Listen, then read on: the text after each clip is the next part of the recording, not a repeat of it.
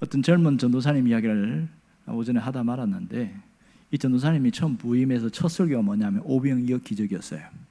그러면서 뭐라고 하냐면 너무너무 좋은 거예요. 그래서 이 교회가 오병이어 귀처럼 되었으면 좋겠다.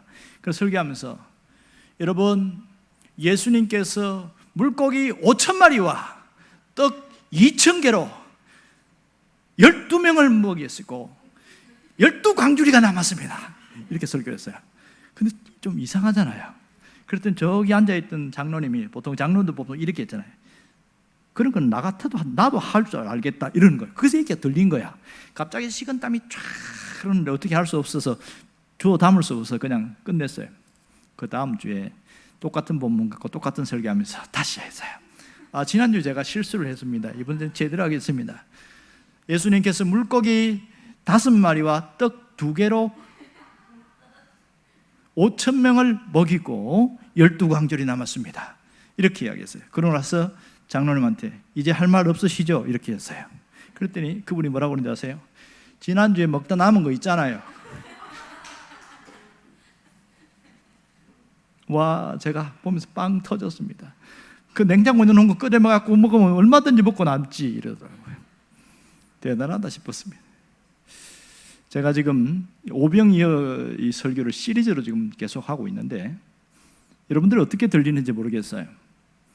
하지만 제가 오병이어지만 각각 다른 설교를 하려고 굉장히 애를 쓰고 있습니다. 오늘은 전에 하지 않았던 새로운 부분을 함께 다루려고 합니다. 여러분들이 이 과정은 너무 잘 알아요. 예수님이 이 베세다 온 목적이 뭐지요?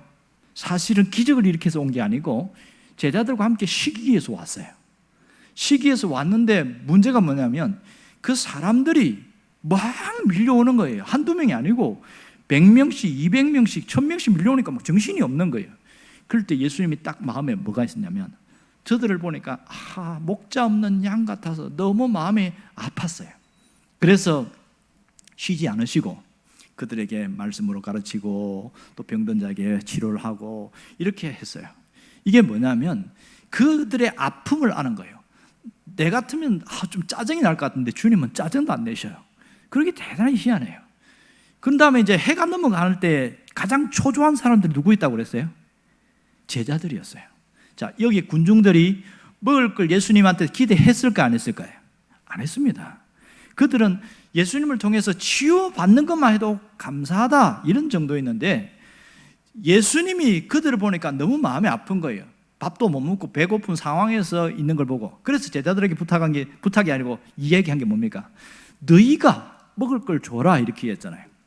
그 황당함에 대해서는 이미 다 이야기했기 때문에 말씀드리지 않습니다. 그러면 이 5,000명, 장정만 5,000명이 어디서 온 것일까? 어디서 온 것일까? 그 당시에 한 집단 속에 5,000명이 모여도 엄청난 숫자예요. 숫자가 작잖아요. 그런데 베세다 들판에는 여자들, 어린아이까지 해서 4배니까 2만 명이 모였어요. 여의도 광장에 2만 명 모이면 별거 아니지요. 그러면 이 5,000명의 무리면 100만 명 모인 정도의 숫자와 버금갑니다. 엄청난 숫자인데 도대체 어디서 이렇게 모여왔을까? 이들은 누구인가? 이게 굉장히 궁금증을 유발합니다. 자료를 찾아보니까 이들은 순례자들이었습니다. 필그림, 순례자들. 그러니까 그 당시의 모든 문화 전통에 보면 만 12살 이상이 되면 12세가 넘어가면 남자들, 이스라엘 남자들은 무조건 예루살렘의 성전에 방문해서 돌아가는 것이 당시의 관례고 습관이고, 일반적으로 너 예루살렘 갔다 왔어? 안 갔는데?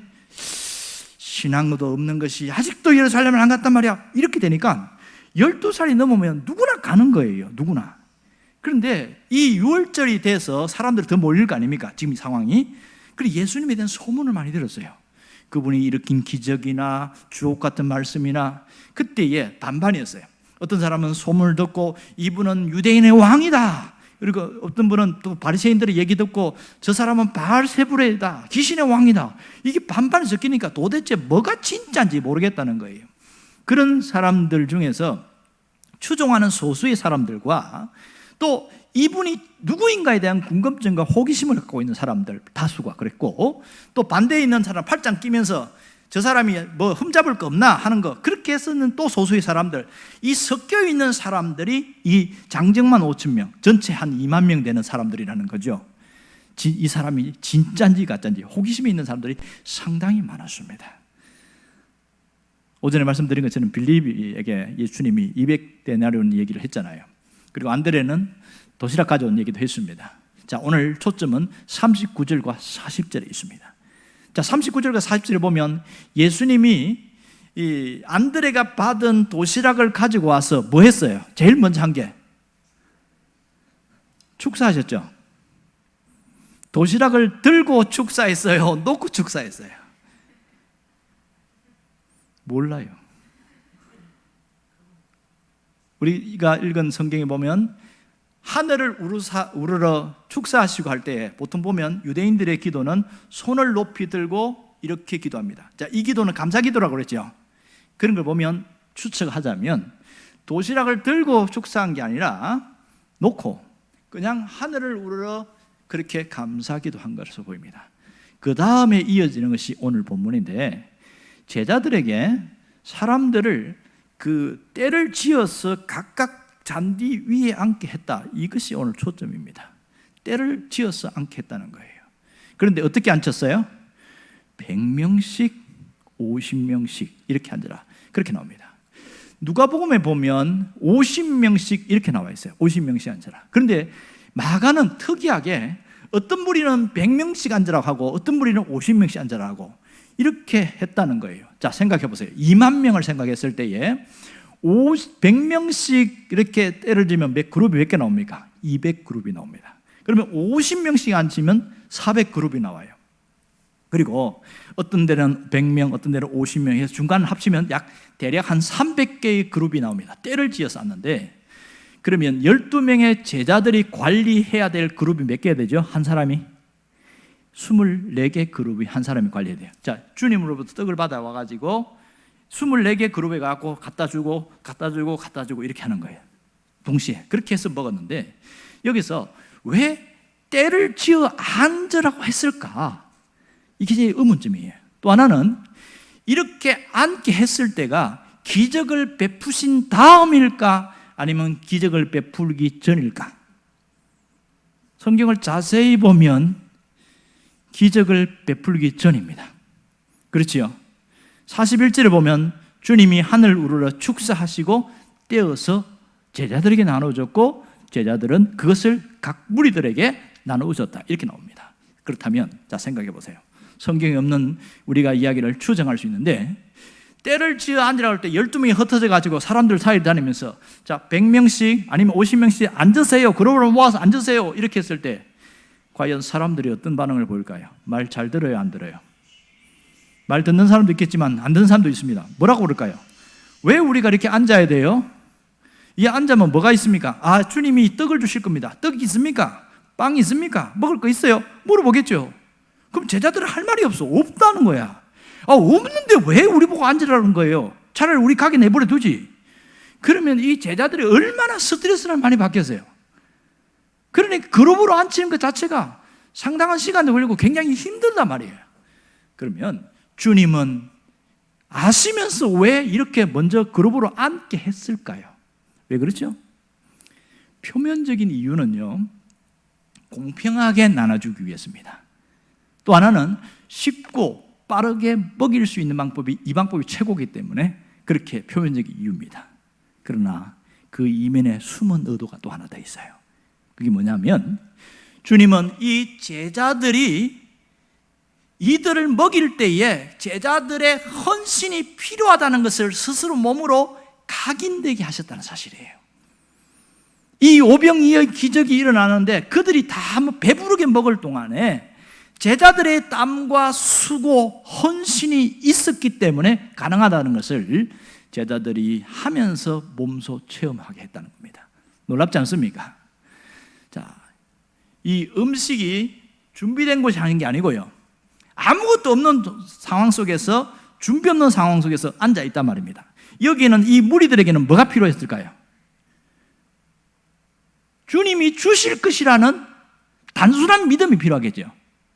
그것이 없는 사람들 어떻게 했을까요? 그냥 갔겠지. 그러나 대부분 사람들은 앉아 있는 거 보면 주님이 빈들에서도 빵도 없고 음식도 없고 아무것도 없는 그곳에서 주님이 주실 것이라는 단순한 믿음이 그 속에 있었습니다. 이 두 가지가 굉장히 중요해요. 제자들의 헌신, 무리들의 단순한 믿음, 이것이 기적이 일어나는데 필요한 과정이었습니다. 오늘 우리에게 주시는 교훈이 뭔지 아세요? 하나님께는 언제나 참된 양식이 있다는 사실이에요. 하나님 안에는 참된 양식을 먹는 자들은 무슨 해피한 모습이 나타나냐면 기쁨과 만족과 안식이 있더라. 왜냐하면 이 일을 통해서 주님이 의도하신 것은 하나님께 주목하는 삶, 예수님을 바라보는 그 삶의 모습이 필요하다는 겁니다.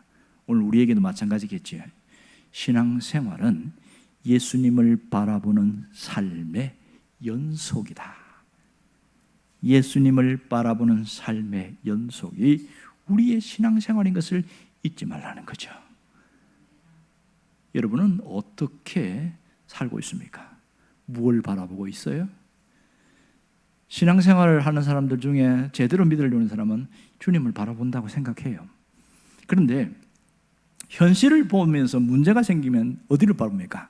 내 문제를 바라보고 문제를 묵상하고 문제를 안고 계속 살아갑니다. 그러다 보니까 꿈속에도 그 문제에 대한 고민이 생기고 이렇게 하면 해결되겠네, 답이 오면 좋은데 해결 안 되는 것을 하다가 꿈속에 나타나는데 그 아침에 눈 뜨니까 내가 꿈을 꾼 건지 잠을 잔 건지 모르겠다. 그것이 일상의 삶입니다. 여러분, 그렇게 문제를 바라보면 무슨 일이 생길까요? 길을 잃어버립니다. 길을 잃어버려요. 가끔 등산하는 사람들, 산 타는 사람들의 얘기를 들어보면 그 얘기 하더라고요. 자기가 산을 타다가 숲이 너무 우거지니까 지금 내가 어느 방향으로 가고 있는지 길을 잃어버릴 때가 있대요. 근데 그분들이 길을 잃을 때에 길 찾는 유일한 방법은 딱 한 가지 있답니다. 여러분 혹시 그게 뭔지 아세요? 그것은 길을 잃으면 무조건 가장 높은 봉우리로 올라가라, 이렇게 이야기합니다. 높은 봉우리에서 쫙 쳐다보면서 동서남북을 바라보는데 그것도 안 되어지면 뭘 가지고 있으면 돼요? 나침반이죠. 그런데 일반 사람들은 나침반이 별로 없거든요. 그런데 웬만하면 높은 봉우리에서 보면 어디가 마을이고 어디가 더 높은 산인지가 보이니까 방향성이 보인다는 거예요. 아, 길을 잃을 땐 높은 산에 올라가야 되는구나, 방향을 놓치지 말아야 되는구나, 이게 참 중요한 거죠. 여러분, 나침반은 무슨 역할을 합니까? 내가 잘못된 방향으로 가는 것을 고쳐서 원하는 방향으로 가게 만들어주지요. 그래서 배가 항해를 할 때나 비행기가 하늘을 날 때나 반드시 나침반이 있습니다. 그리고 자동차 운전하는 사람들은 내비게이션이 있어요. 그건 뭘 보여줍니까? 내가 갈 길을 안내하고 있단 말입니다. 신앙적으로 이 나침반 역할을 하는 게 뭡니까? 시선이에요, 시선. 내가 신앙생활하면서 시선이 흐트러지고 방향이 틀어지면 문제가 생기니까 그 시선을 다시 집중하게 만드는 것이 나침반과 같은 거죠. 어디를 보고 있는지, 어디를 향하고 있는지, 이것이 우리 인생을 결정한다는 것을 잊지 않아야 됩니다. 그러면 나는 어디를 보고 있는가? 이 점이 굉장히 중요해요. 가장 문제는 앞이 보이지 않을 때 가장 문제예요. 앞이 보이지 않을 때 내가 눈으로 보는 것으로 내가 판단하고 그럴 때 섣부른 결정하면 굉장히 어려워집니다. 유명한 그 선수 중에서 수영 선수 있는데 지금은 나이가 많이 드셨습니다만은 프로렌스 체드윅이라는 분이 있습니다. 이 선수가 영국 해협을 그렇게 횡단하는데 바다에서 무려 20마일이 되는 그 횡단인데 최초로서 횡단했습니다. 1952년 나이 36살 나이에 그 LA 카타리나 섬이 있거든요. 거기서 캘리포니아까지 무려 20마일까지 21마일인가 거기까지 횡단하는, 그래서 막 대서특별한 이런 일이 생겼어요. 그런데 한 번은 그 카메라에 집중해서 횡단하는데 바다에서 수영하면서, 물론 상어떼가 안 나오도록 이게 망을 쳤겠지요. 16시간 동안을 가는데 중간에 힘이 딱 빠졌어요. 왜냐하면 안개 때문에 아무것도 보이지 않는 거예요. 앞에 가시거리라고 하죠. 비유가 보이는 가시거리가 500m입니다. 500m니까 아무리 수영을 해도 끝이 없는 거예요. 끝이. 그러다가 갑자기 두려움이 밀려오고 내가 언제까지 가야 되지? 좌절감 밀려오면서 힘이 쫙 빠지더래요. 그래서 다 가지 못하고 실패를 하게 되었습니다. 실패를 했어요. 나중에 다시 배를 타고 와서 보니까 바로 앞인 거예요. 바로 앞에 360m만 수영하면 그냥 도착하는데 그 짧은 구간을 그걸 수영을 못해서 그냥 실패했어요. 이분이 실패한 이후에 인터뷰를 했는데 뭐라고 했냐면, 제가 실패한 이유는 추위 때문도 아니고 피곤함 때문도 아니고 안개 때문이었습니다. 안개가 너무 자욱하니까 목표를 볼 수 없었기 때문에 내 마음에 좌절감이 밀려왔습니다. 그렇게 했다가 다시 재도전했는데 확실히 성공했어요. 그래서 TV 매스컴을 탄 적이 있습니다. 우리 인생 그렇지요. 앞이 안 보이면 좌절이 밀려옵니다. 현실의 파도가 너무 거세면 정신을 잃어버립니다. 그럴 땐 누굴 놓쳐버립니까? 예수님을 놓쳐버려요. 예수님을 안 믿는 게 아니고 예수님을 바라보던 그 시선이 무너져 버립니다. 현실 장벽이 너무 크니까 감당할 수 없는 것이죠. 여기에서 우리에게 필요한 게 뭘까요? 뭐가 필요하죠? 믿음밖에 없어요. 눈에 보이지 않는 그 믿음이 강한 사람은 그래도 뚫고 갑니다. 할 수 있다고 믿고 갑니다. 주님 저 계신다고 믿고 가는 거예요. 주님 바라보고 가는 거예요. 이게 그 믿음이 그렇게 대단한 것이 아니고 주님이 함께 하신다는 믿음, 주님이 역사하신다는 단순한 믿음이 우리를 바꿔놓습니다. 여러분은 문제가 생길 때 어떻게 하고 있어요? 끝까지 예수님을 주목하고 예수님을 바라보고 있습니까? 하나님의 일하심을 믿고 가고 있느냐는 거예요. 이 믿음의 훈련이 예배 시간에 이루어집니다. 믿음이 없어서가 아니고 믿음이 약해서가 아니고 훈련되지 못했기 때문에 끊임없이 말씀으로 재도전을 받고 다시 한번 정신을 차리게 되는 것이죠. 그 유명한 사건 아시지요? 출애굽했을 때에 이스라엘 백성들이 가장 어려웠던 게 뭡니까? 홍해 앞에서의 사건이었습니다. 이때 아우성치고 애국 군대가 밀려오지요. 홍해 앞에 있는 거 얼마나 절망스럽습니까? 얼마나 절망스러워요. 이때 모세가 이야기한 게 딱 한 가지였어요. 아무것도 하지 마라. 희한하지요. 아무것도 하지 마라. 출애굽기 14장에 보면 뭐라고 하냐면 하나님이 너희를 위하여 싸울 거니까 아무것도 하지 마라. 성경에는 너희는 가만히 있을지어다 이렇게 했습니다. 너희는 가만히 있을지어다. 이거는 무슨 뜻이에요? 홍해 보고 절망하고 애국군대 보고 두려워하고 그렇게 해서 아우성치는 그것을 내려놓으라는 거예요. 아무것도 하지 말라는 것은 누가 한다는 겁니까? 하나님이 하신다는 겁니다. 하나님이 애국군대와 싸우실 것이고 하나님이 아무것도 없는 이 홍해에서 길을 낼 것이고 그건 하나님이 하실 일이지 내가 할 일이 아닙니다. 그러면 이 모세가 이스라엘 백성들에게 요구한 건 뭐예요? 아무것도 하지 말고 하나님만 바라보는 거죠. 여러분, 문제가 생기고 어려운데 아무것도 하지 않고 하나님 바라보는 거 쉬워요? 어려워요? 쉬워요? 어려워요? 대답할 때까지 오늘 설교 안 할 겁니다. 일상적으로는 그것이 어려워요. 그런데 어떤 사람에게는 쉬워요. 왜 쉬운지 아세요? 훈련이 됐기 때문에. 훈련된 사람은 쉽습니다. 왜? 이전에도 그런 문제 생겼을 때에 아무것도 하지 않고 오직 하나님만 바라보는 훈련을 했어요. 그랬더니 가만히 있고 아우성치지 않고 오직 하나님 바라봤더니 그분이 역사하신 걸 체험한 사람은요 쉽다고 말합니다. 그런데 이 훈련이 덜 된 사람, 안 된 사람은 늘상 어렵게만 느껴집니다. 여기에는 완전히 훈련된 사람보다는 훈련받아 나가는 사람들이 훨씬 많을 겁니다. 그래서 우리가 반복적인 이 훈련을 중요하게 생각해야 됩니다. 그것이 뭐예요? 문제가 생길 때에, 인생의 배가 흔들릴 때에 오직 주님만 바라보는 그 훈련입니다. 여러분이 그 훈련에 여러분이 참여하고 그 훈련으로서 달라지기를 원합니다. 그래서 오직 믿음으로 주님 바라보기를 원합니다. 제자들에게 요구한 게 이거였어요. 여러분이 아시다시피 그 제자들이 배를 타고 주님이 함께 가잖아요. 주님 뭐하고 계셨어요? 자고 있었어요. 그런데 막 폭풍이 밀려갖고 흔들리니까 우리가 죽게 되었습니다. 왜 주무시고 계십니까? 이렇게 이야기하잖아요. 생각해 보세요. 폭풍이 하고 물 들어오고 뭐 그렇게 하는데 어떻게 일어날 수 있어요? 그래서 주님이 의도적으로 주무시는 척 했던 것 같아요. 요구한 게 뭐예요? 믿음이었어요. 그때 일어나가지고 바람과 바다를 잔잔하게 한 다음에 제일 먼저 한 게 뭐예요? 제자들을 향해서 너희에게 믿음이 왜 없냐고 물었어요. 믿음이 적은 자들아 이렇게 말합니다. 제자들이 뭐가 훈련이 안 됐어요? 인생의 풍랑과 바람 속에서 주님 바라보고 주님 먼저 깨웠으면 아무 문제 없었겠죠. 자기들 갈 거 다 해보다가 마지막에 그렇게 하니까 죽겠다 이렇게 돼버리잖아요. 우리가 하나님에 대해서 오해하는 게 바로 이런 부분입니다. 하나님은 우리가 고생하는 것을 즐기시나 봐. 어떤 분 그런 얘기 하더만. 왜 그래요? 그랬더니 아니 내가 힘들 때 하나님 와서 먼저 도와주시면 얼마나 좋겠어요. 그런데 너무너무 힘들어 죽겠는데 하나님은 아무것도 하지 않는다 그래요.